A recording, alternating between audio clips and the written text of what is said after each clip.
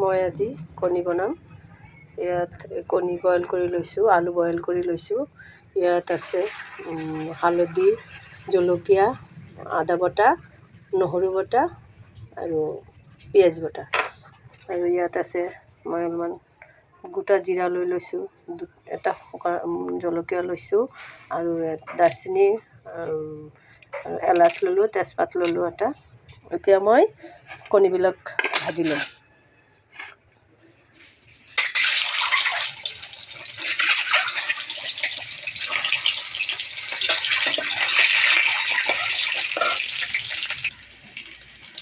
এতিয়া কণীবিলাক ভাজা হৈ গ'ল, মই কণীবিলাক উঠাই দিছোঁ।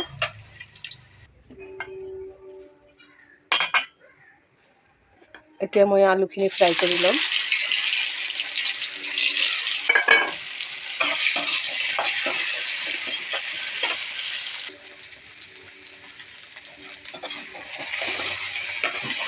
এতিয়া আলুখিনি মই ফ্ৰাই হৈ গ'ল।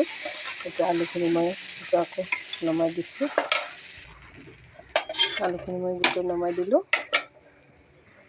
এতিয়া আকৌ মই কেৰাহীত তেল ঢালিলোঁ। এতিয়া মই দালচেনি আৰু এলাচখন দি দিলোঁ। দি এতিয়া শুকান জলকীয়াটো দিলোঁ, তেজপাতটো দি দিছোঁ। এতিয়া অলপমান মই গোটা জিৰা লৈছিলোঁ, সেইটো দি দিলোঁ। দি মই অকণমান পিঁয়াজ দি দিছোঁ। আপোনালোকে চালে পিঁয়াজ দিবও পাৰে, নিদিবও পাৰে। কিন্তু মই অলপমান বেছি হৈছিলে, টেষ্ট কৰোঁতে মই থৈ দিছিলোঁ, সেইটোৱে মই দি দিলোঁ।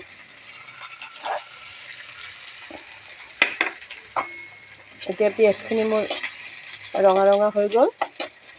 এতিয়া মই ইয়াত মছলাখিনি ঢালি দিম। আদা, নহৰু, জলকীয়া চব যি পেষ্ট কৰি লৈছোঁ, পেষ্টবিলাক দি দিলোঁ। দি এইটো অলপমান ভাজি ল'ম।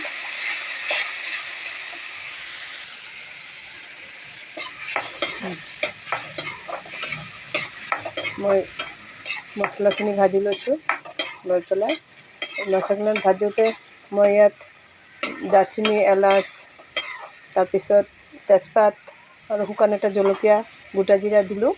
দি তাৰপিছত মছলাখিনি দি দিলোঁ। মছলাখিনি দি একদম মছলাখিনি ভালকৈ মই একদম ফ্ৰাই কৰি ল'ম। ফ্ৰাই কৰি লৈ তাৰপিছত এতিয়া মোৰ মছলাখিনি ভাজা হৈ গ'ল। এতিয়া এই চালে মছলাখিনি ভাজা হৈ গ'ল। এতিয়া মই ভাজি ৰখা কণী আৰু আলুটো মই দি দিছোঁ। দি ইয়াত অকণমান পানী ঢালি দিম। তেতিয়াহ'লে এই মছলাখিনি আলু আৰু হেৰিৰ লগত মিহলি যাব। এই অকণমান পানী দিলোঁ, অকণমান পানী দি দিছোঁ আৰু নিমখ দি দিলোঁ। এইটো মই ভালকৈ এতিয়া মছলাখিনি ভালকৈ হেৰি কৰি ল'ম। তাত এতিয়া কণী আৰু আলু মছলাৰ লগত ভাজি লৈছোঁ। হৈ পেলাই এতিয়া মই ইয়াত পানী ঢালি দিম।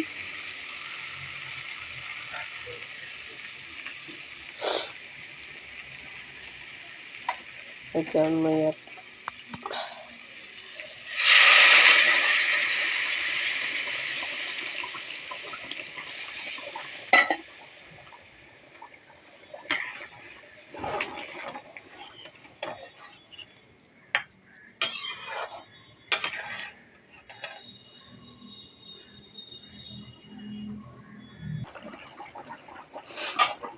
মোৰ কণী চব্জি হৈ গ'ল। চাওক এইটো ভালকৈ হৈ গ'ল। এতিয়া মই নমাই দিম। এতিয়া মই গেছ বন্ধ কৰি দিম। দি কেৰাহীৰ পৰা ঢালি লওঁ। মই কেৰাহীৰ পৰা ঢালি দিছোঁ। হৈ গ'ল মোৰ কণী চব্জি। আপোনালোকে যদি এনেকৈ বনাই খাব পাৰে চাব পাৰে, ভাল লাগিব। তেল কম দি, মছলা কম, তেল কমত